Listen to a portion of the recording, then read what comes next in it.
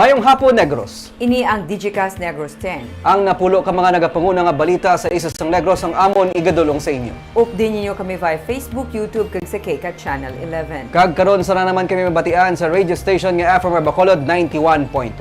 Kag yari ng top 10 nga mga balita subong adlaw. Bangkay sa 22 anyos ka manugbaligya sa isda nga nakabakulid sa puwan sa barangay Mansilingan sa Bacolod City. Enamel paints ng water guns, hindi pwede sa dinag sa festival sa Cadiz City. Dua ka mga persona nasapuan patay sa Kabangkalan City, isa sa ila menor de edad.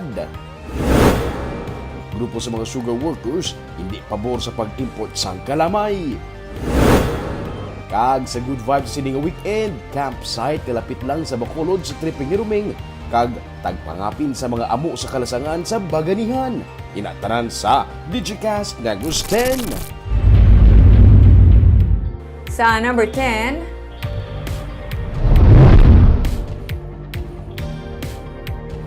sa weekend na ang highlight sang Dinagsa Festival sang siyudad sang Cadiz. Ginapaabot man ang pagdagsa sa mga turista kag iban pagid nga magaupod sa kasadyahan sa amo nga kapistahan. Agud to nga mangin masulhay ang selebrasyon, isa sa pahanumdum kag pangabay ni Mayor Salvador Escalante sa tanan amo nga ang estrikto nga pagsunod sa pagdumili isang paggamit sang water guns kag enamel paint sa Dinagsa Festival. Kabahin sa sinadya sa Dinagsa Festival ang lamhitanay. Ang City Health Office sang Cadiz may pilaman ka pahanumdum. Ini ang nagalakip sang kaugalingon nga tubig ilimnon. Kung magbakal pagkaon, siguraduhon nga matinlo ang ginhalinan sini. Magdala sang pandong para proteksyon sa ulan man o kun init. Kung may ginabatsyag nga sakit, dapat magdala sang bulong. Voluntaryo man ang karon ang paggamit sa face mask, pero ginahaylos ng CHO ang mga hindi bakunado nga maggamit sang face mask. Principal, di una auto na ko rin na you come early, ito yung traffic. To avoid the rush, you come early and see to it that you will be using water-based paints. I may people going around to check ang paints na ginagamit water-based para to maintain the peace order.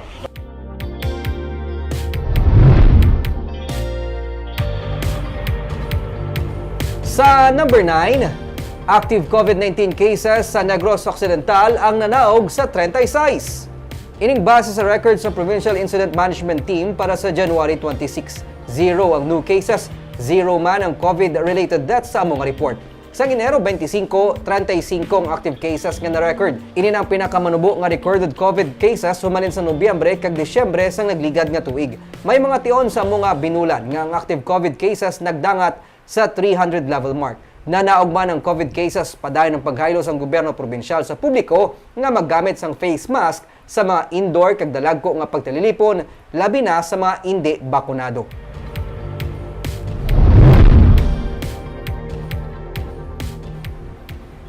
Sa number 8, sa Pebrero 6, target sa Land Transportation Office Bacolod nga maka-operate ang Registration Division sini sa bag-o nga talatapan sa Manayaw-Sayaw sa Barangay Mansilingan sa Bacolod City.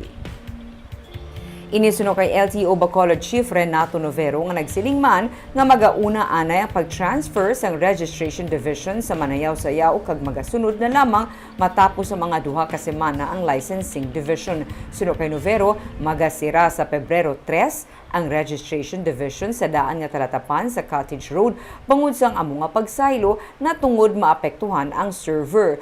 Ang duta kag ang building sang LTO sa Manayaw-Sayaw iya sang probinsya. Wala sang budget ang LTO para sa infrastructure suno kay Novero. Nagbulig man ang probinsya sa mga furniture kag fixtures sang bag-o nga talatapan. Sa Pebrero 21 o 22, may natalaan ang programa para sa opening suno kay Novero, pero ang probinsya na ang in charge.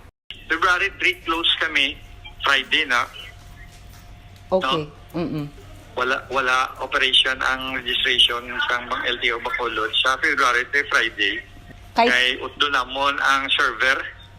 Dala na namon to, hindi na yung once ma-transfer ang IP address mga bla.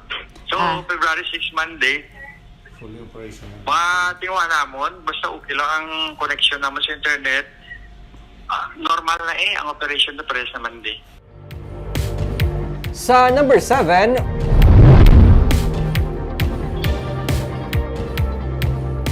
utod patay sang ginlabo sang iyaman lang utod sa Valencia Negros Oriental.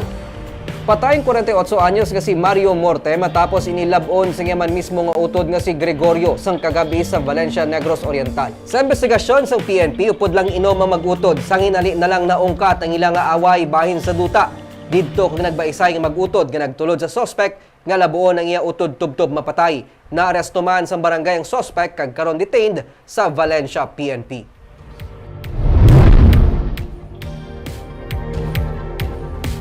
Sa number 6, Barangay Kagawad patay sa pagpaniro ang iya nga upod Pilason.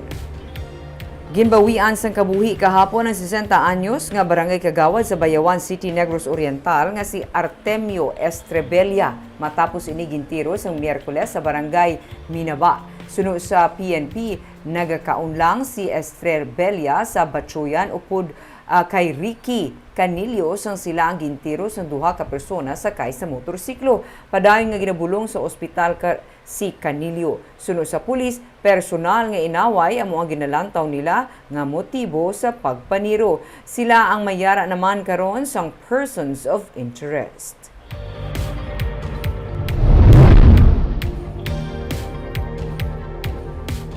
Sa number 5, duha ka mga persona nasapuan sa kampo sa Kabangkalan City. Isa sa ila minor de edad kag isa 22 anyos.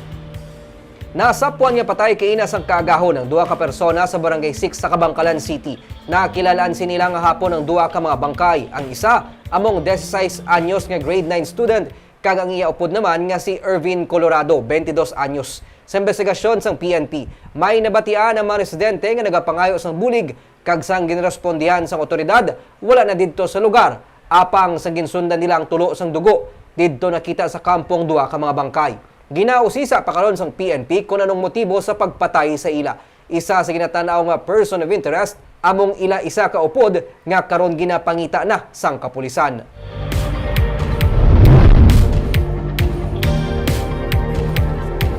Sa number 4, bidding para sa mga hindi na magamit nga equipment kag salakyan mahimusuguran sa madason nga semana.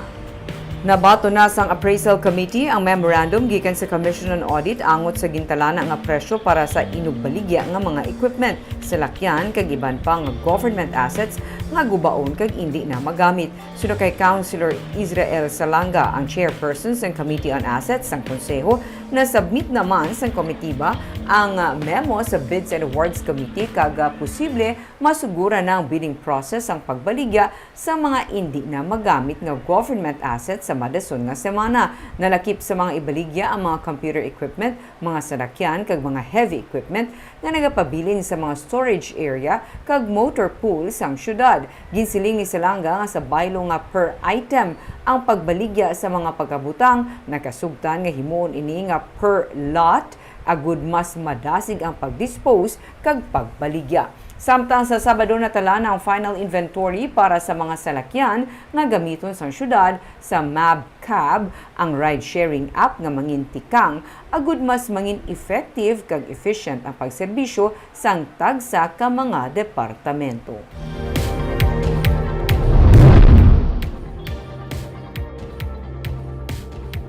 Sa number 3, City Health Office kag Bacolod DRMO ang amat-amat na nga balik sa normal operation matapos madugangan sang job order workers. Humalin sang weekend, balik na ang COVID-19 vaccination sa SM City Mall. Suno kay Dr. Carmela Ensoli, magapadayon man ang vaccination sa Room 1 sang City Health Office kada hapon. Ginpahayag ni Ensoli nga nadugangan kag natigayon nga na-retain ang pila ka mga job order workers sa CHO kabangdaran nga bisan paano napunaan ang pagbuhin sang contract of service personnel halin sa Department of Health 6.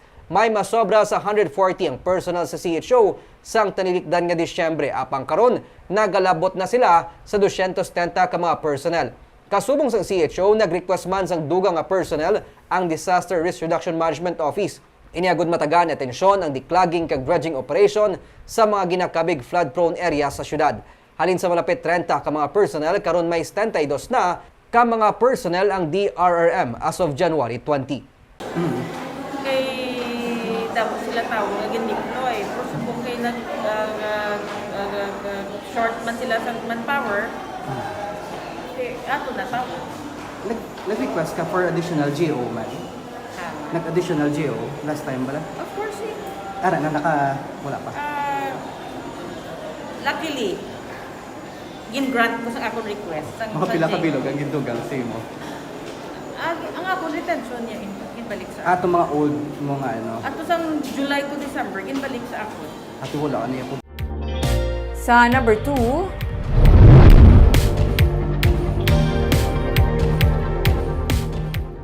grupo sang sugar farm workers ang nagapamatok sa plano nga pag-import sang 450,000 metric tons sang kalamay. Nagapati sila nga mayara sang pagpang-abuso sa sugar market.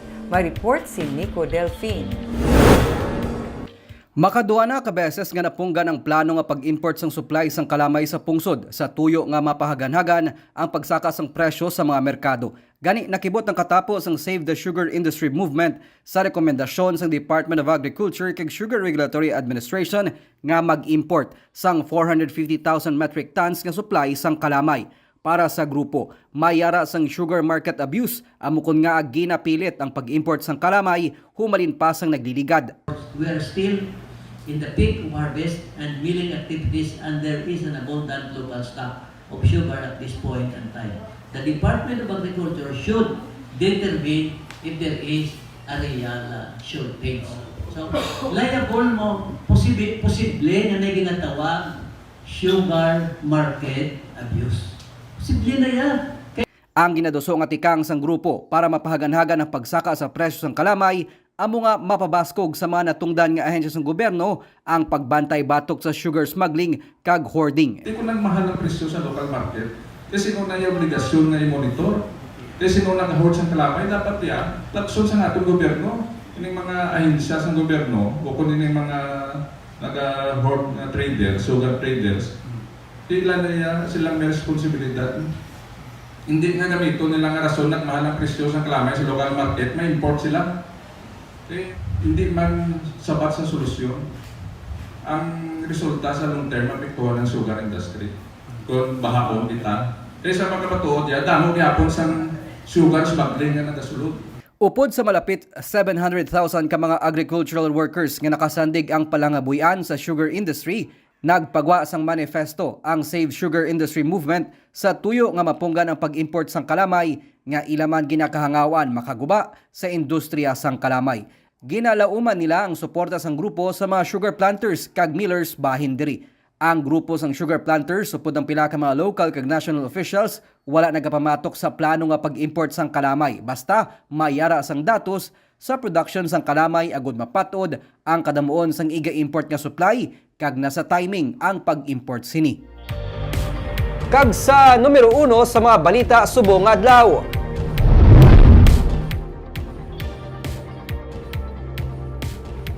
Matapos ang duha ka adlaw sang masapwan ang mga utod nga kamot sa basurahan, isa naman kabangkay sang lalaki ang nasapwan sa barangay Mansilingan sa Bacolod. Ang biktima isa ka manugbaligya sang isda kag napreso na anay bangod sang kaso may angot sa illegal nga droga. May report si Romeo Subaldo. Kailan tawag mo tani, ma'am? Nagdala na sa punerarya mga 5 minutes ago. Pag-abot ni Bea Bumbate sa May Simon Village, Barangay Mansilingan sa Bacolod, nahimos na ang bangkay nga nasapuan kay ina sang aga. Ginpakita siya sa barangay tanod sang litrato sang bangkay. Nasi mo ah. Hindi lamang gibe ah. Wala pa man na, wala pa man confirm.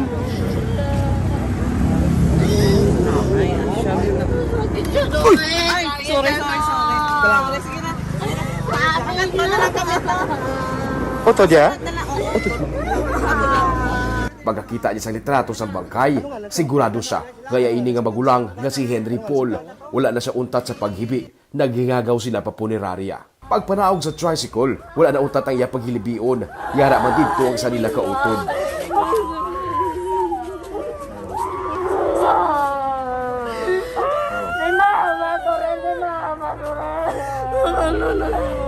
Istorya ni Bea, mga alas 4 sa hapon naghalin ang ilang utod sa ilang balay, wala na ni makapauli isang kagabi. Sige ini nila ka-chat sa messenger pero ginasin lang ang ilang messages. Las 3 ang kaagahon, nag-reply ini nga magapauli na siya. Na-text niyo sa kagabi? Try niyo sa i-contact? Text na mo yun. Tapos pag sa kanya stress ang agaw, nag-reply sa Naka-reply pa siya? ang balya nga, ulatan nyo lang ako na mapuli na ko. Balik ka sa kagabi na, alas 3. Safety, makuday, wala pang galit. Mo na nautod ko. Si Henry Paul, ang 22 anyos kag nagabaligya sang isda sa Central Market, kag residente sa Purok Sibukaw sa Barangay Banago. Napreso sa sadto bangod sa kaso angot sa iligal nga droga. Sunod sa kay Police Major Edmel Bonilla, hepe sa Police Station 7, nakabaklid ang mga kamot kag tiil, kag may duct tape ang mga baba kag mata sang biktima. May mga igo sa bala ang biktima sa nagkanilaing nga parte sang iyang lawas. Nagapati ang pulis, nga ginwigit lang sa area ang biktima, kay wala man minabatian nga lupok sa pusil ang mga residente sa lugar. Bali may gunshot wound niya sa ulo daw, 4 sa ulo kag 3 sa dugan. So bali 7 tanan. Kung sa ginulog lang di siya, sir? Most probably ginhulog lang na da kay ang mga kumuluyo da kay nagit mangkot naton kung nakabati sila sa lupok. Di na daya gani hulog lang dai mo karta garo lagting bation sa bilog nga village kay Pertikalino. Sang Miyerkules gid lamang, may nasapuan man nga mga utod nga mga kamot nga ginbutang sa sabaw sa sulod sa galunan sang ice cream sa basurahan sa Barangay 2 sa Bacolod. May listahan sa mga persona nga naupod diri nga ginapaandaman. Ginusisa sang pulis kun bala nalakip diri ang ngalan sang biktima. Sir, ang ngalan niya sa listahan sa 22? So parang check ko do ay man ni kay lain iyang ngalan. Wala yan, no? Bumbati ni apelyido ni do gintanaw ko to gina daw ay man sa. Sa pagpati sang PNP, may masobra sa duha ka mga persona ang may kahimuan sa krimen.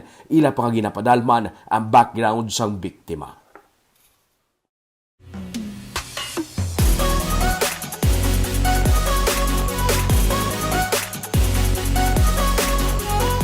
Kag para naman sa amon pabalon sa inyo sininga weekend. Banding kita with nature sa aton nga pampagod vibe sa inyo sininga weekend.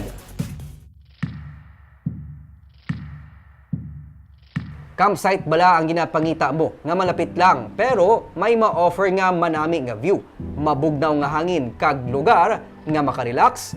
Dalon kita ni Ruming sa isa ka campsite nga mga 20 to 30 minutes lang nga drive gikan sa Bacolod kag pwede ka na makapulo pa huway makadiri-diri. Pwede man makapulo pangapi kag snacks diri for the day kag mag-relax lang malayo sa city life. Iya kita diri dalon buwas sa tripping ni Ruming.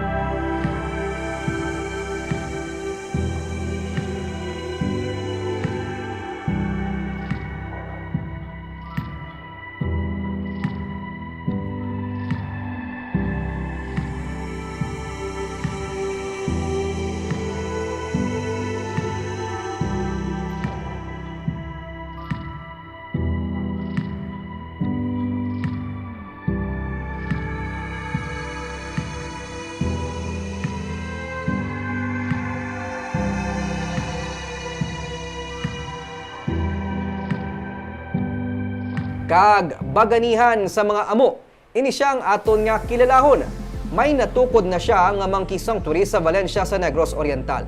Ginapakaon kag ginabantayan niyang mga amo sa ilang lugar, pero isa ka adlaw nakibot na lang siya nga nagjutay na lang ang iyang mga hinuptanan.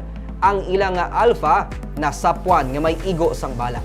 Ang iya storya sa baganihan sa Sunday.